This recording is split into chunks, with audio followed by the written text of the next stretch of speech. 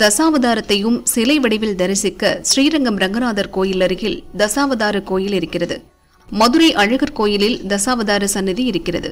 ஆனால் தசாவதாரங்களையும் செப்பு தகடுகளில் பொறித்து ஒட்டியானம் போல பெருமாளின் இடுப்பில் கட்டியிருக்கிறார் நாகப்பட்டினம் சௌந்தரராஜ பெருமாள்.